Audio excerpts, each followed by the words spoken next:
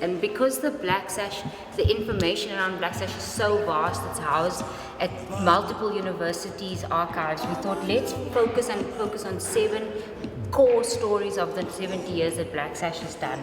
And those 7 stories are showcased all around the room. So this is just a little bit of a summary of it, a little fun way to display.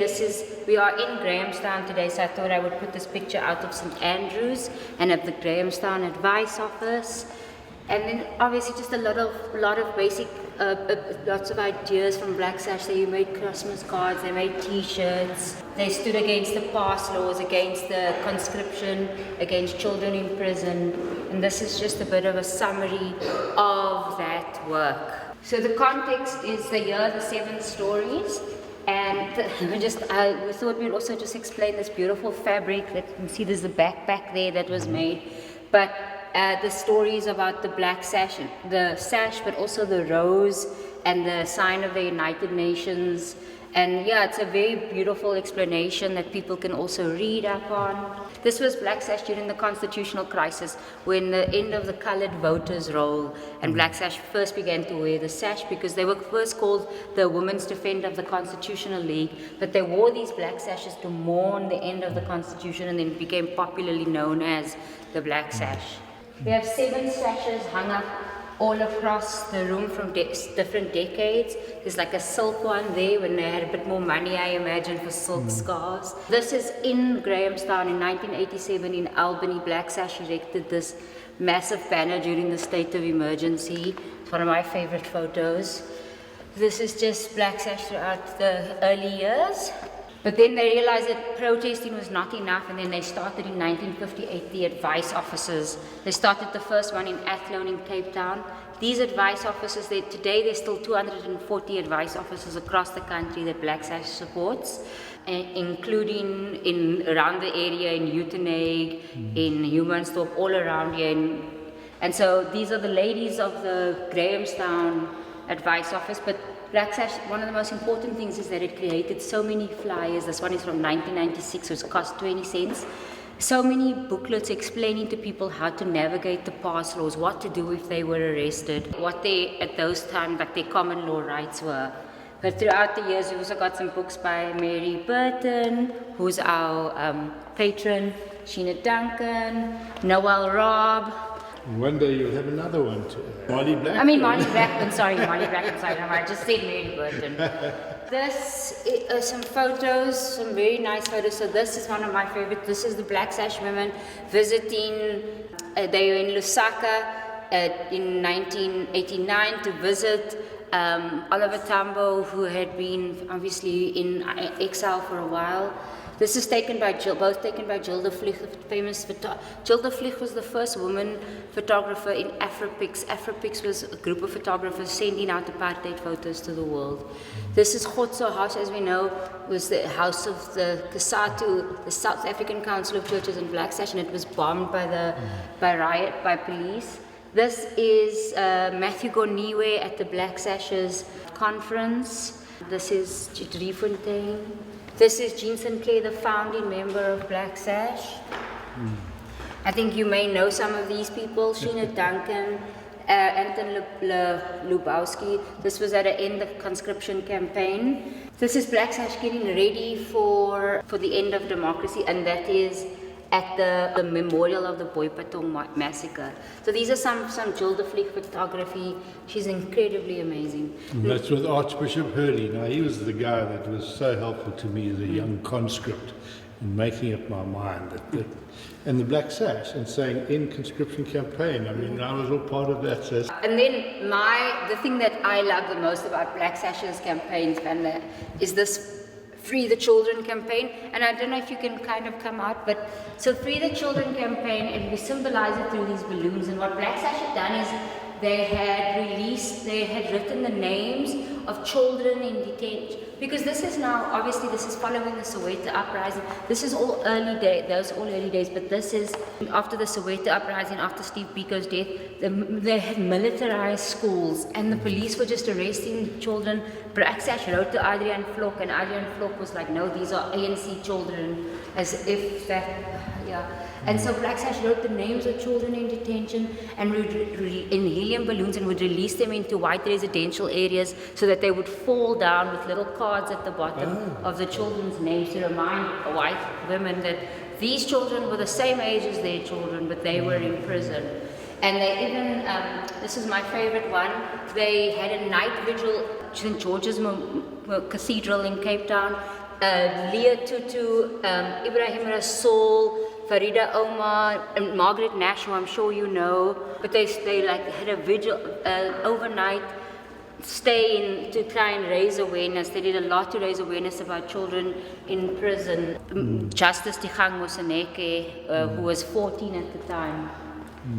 And then Black Sash also began to campaign against the death penalty, but also just against people being unfairly detained and held outside of Parliament. This is all within the parliamentary precinct in Cape Town, making sure that the government never forgot that there was all this injustice happening. And then I've got this from Sapiro, just to celebrate the UDF, who was also incredibly instrumental during this. I mean, we know the role of the UDF. Some cool people, Freddy Jingwala, Alan Bosak, Desmond Tutu, the little Black Sash lady over there, which is the End Conscription campaign, guys.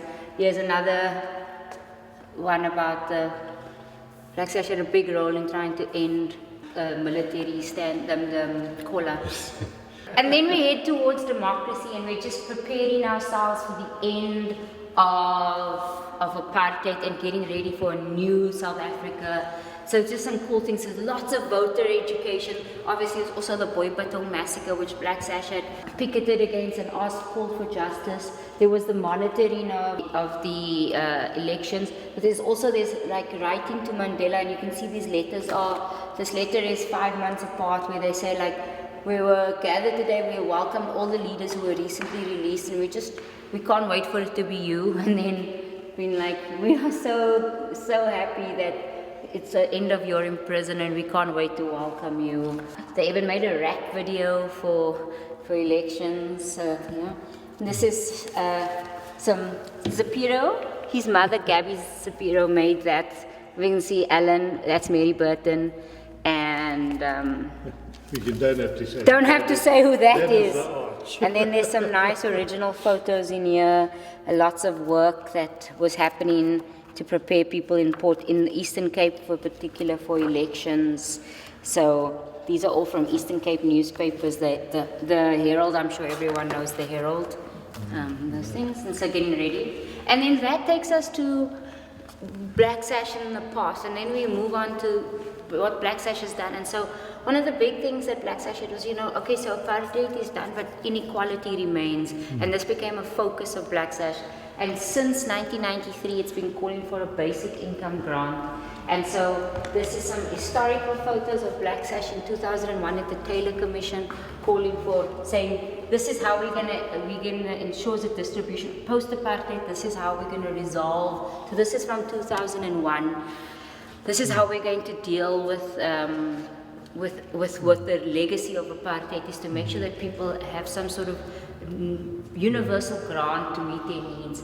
And that's something that we still call for today, but as we know, it hasn't yet happened. But this is something that Black Sash still calls for today. And then one of the most important post-apartheid victories for Black Sash has been the Hands Off Our Grants campaign.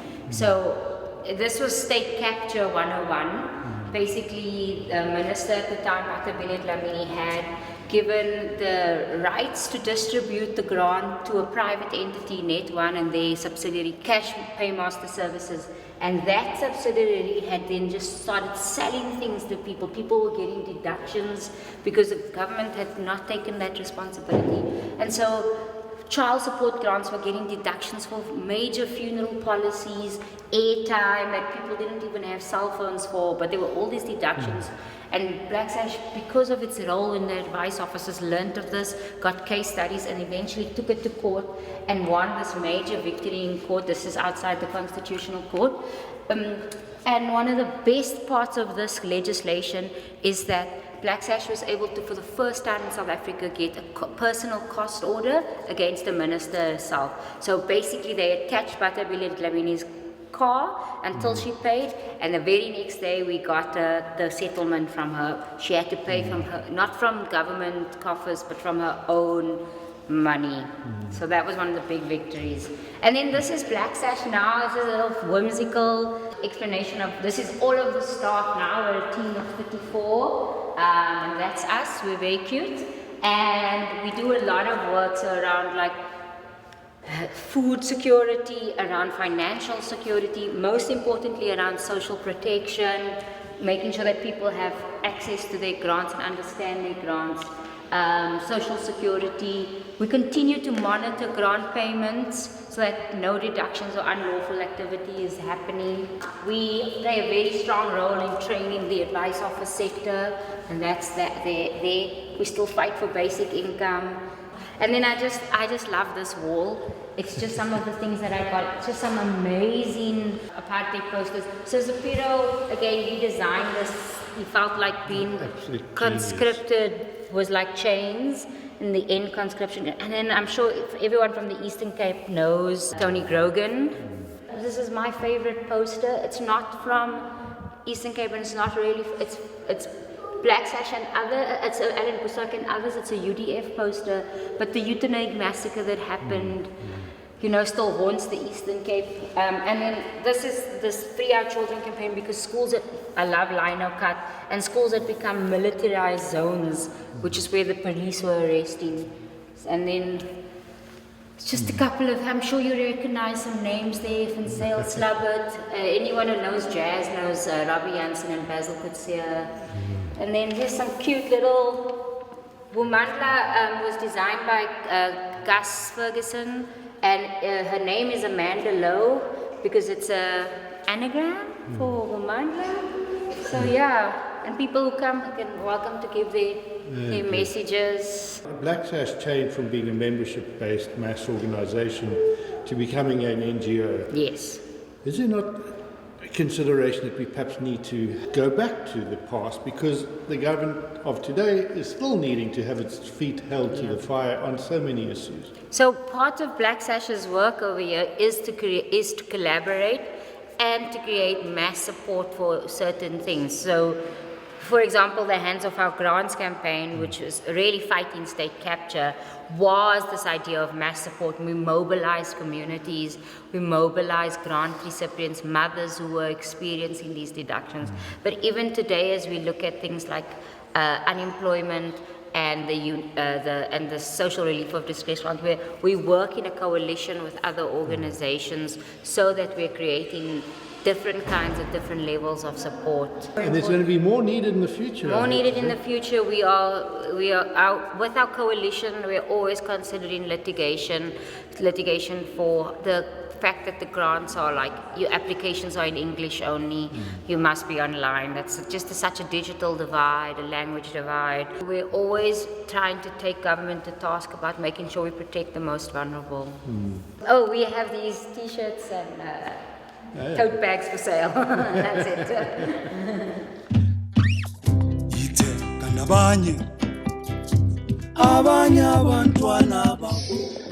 Well, this really kindles within me hope, because we've seen in the past how terrible things were in this country over the 7 decades that the Black Sash has been at work, and we've seen things change.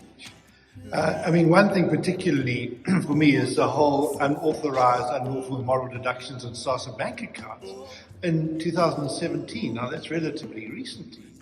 Batabile Dlamini is a social worker who was trained as a social worker. I'm a social worker. And it was just such a relief to me to know that the Black Sash had held the feet to the fire of Batabile Dlamini, making sure she got a personal cost order against her for what she was doing there. Zane Dangor is a friend of mine, and he was the Director General in the Department of Social Development.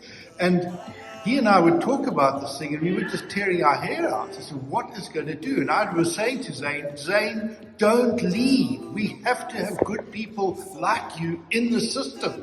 Don't let the politicians destroy your confidence in our democratic society.